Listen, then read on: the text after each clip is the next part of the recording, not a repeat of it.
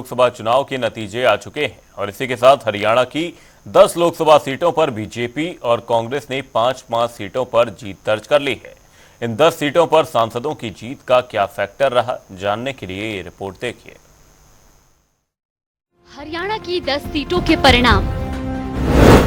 5 सीटों पर बीजेपी की जीत, 5 सीटों पर कांग्रेस का कब्जा।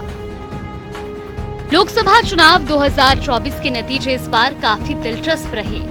हर किसी की नजरें एनडीए और इंडिया गठबंधन पर टिकी रही। जो दावे चुनावी प्रचार में किए जा रहे थे, उससे हटकर तस्वीरें भी देखने को मिली।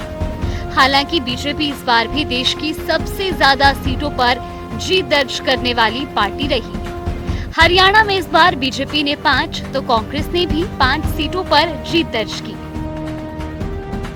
हरियाणा में जहां बीजेपी ने अकेले चुनाव लड़ा, तो इंडिया गठबंधन में कांग्रेस और आम आदमी पार्टी एक साथ मैदान में उतरे। हालांकि 9 सीटों पर लड़ी कांग्रेस ने 5 सीटों पर जीत दर्ज की है और 5 सीटों पर बीजेपी का दबदबा बरकरार रहा। हरियाणा में किस सीट से किसने की जीत हासिल?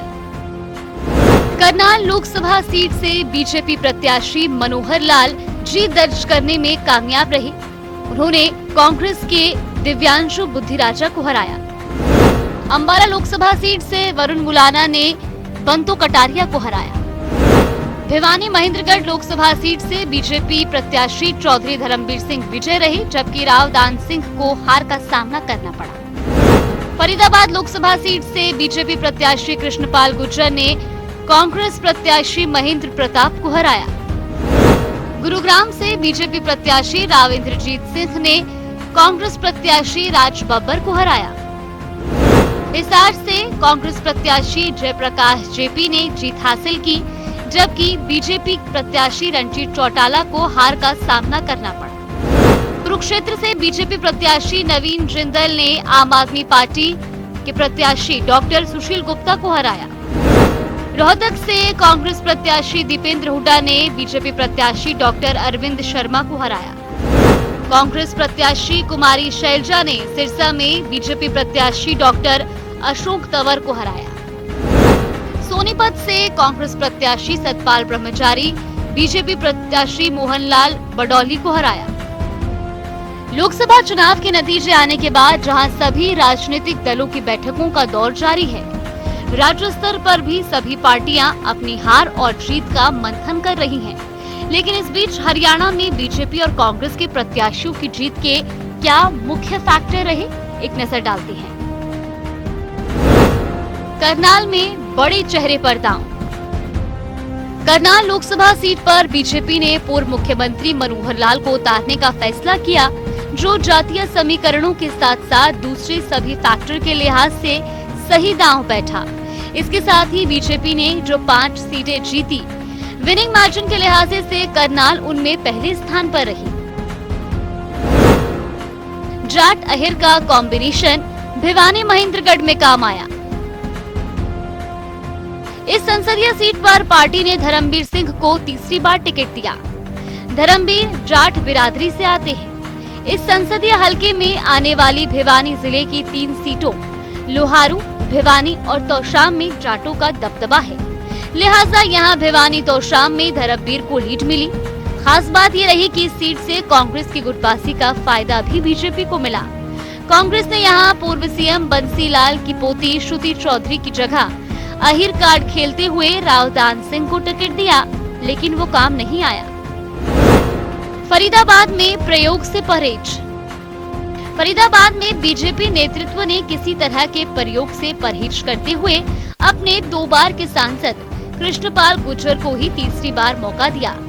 गुर्जर 2019 के चुनाव में इसी सीट पर 6 लाख से अधिक वोटों से जीते थे। अहिरवाल में राव का दबदबा। गुरुग्राम सीट पर इस बार भी पार्टी ने राव इंद्रजीत सिंह पर भरोसा जताया। इसका फायदा मिला और राव इंद्रजीत सिंह ने साबित कर दिया कि अहिरवाल में फिलहाल उनका मुकाबला करने लायक कोई लीडर नहीं है। कुरुक्षेत्र में जिंदल के काम आया अपना रसूख। विनिंग मार्जिन के लिहाज से भाजपा को हरियाणा में सबसे छोटी जीत कुरुक्षेत्र सीट पर मिली। किसान आंदोलन का केंद्र रहे इस इलाके में बीजेपी की लगातार तीसरी जीत में सबसे बड़ा रोल नवीन जिंदल के पर्सनल रसूख ने निभाया। लोगों की नाराजगी को अपने पक्ष में भुनाया। कांग्रेस के नेता बीजेपी से नाराज लोगों के गुस्से को अपने पक्ष में भुनाने में कामयाब रहे। दरअसल लोगों के मूड को भांपते हुए पूर्व मुख्यमंत्री भूपेंद्र सिंह हुड्डा से लेकर शैलजा और रणदीप सुरजेवाला तक सारे कांग्रेसी नेताओं ने बीजेपी सरकार को उसकी नीतियों के लिए सीधे निशाने पर रखा। जनता से जुड़े मुद्दे उठाने के कारण आम पब्लिक ने भी उनसे कनेक्टेड महसूस किया। किसानों की वोटिंग। किसानों का वोट हासिल करने के लिए कांग्रेस ने इस बार एड़ी चोटी का जोर लगा दिया, जिससे कि किसानों की नाराजगी का फायदा उठाने में कांग्रेस कामयाब रही और उसका फायदा भी मिला। शैलजा हुड्डा परिवार की पर्सनल पकड़। सिरसा सीट पर शैलजा 2 लाख से ज्यादा वोटों से जीती। यहाँ उनके परिवार का व्यक्तिगत रसूख है और इसका फायदा उन्हें मिला। दरअसल यहाँ शैलजा को टिकट देने का फैसला भी ग्राउंड से उठी डिमांड के बाद ही लिया गया। तो वहीं रोहतक सीट पर दीपेंद्र हुड्डा को मिली जीत और विनिंग मार्जिन को कांग्रेस से ज्यादा हुड्डा परिवार की अपनी पकड़ का नतीजा माना जा रहा है। अंबाला की जीत कांग्रेस की एकजुटता के नाम। पूरे हरियाणा में चुनाव के दौरान अगर कांग्रेस कहीं एकजुट नजर आई तो वो अंबाला लोकसभा हलका रहा।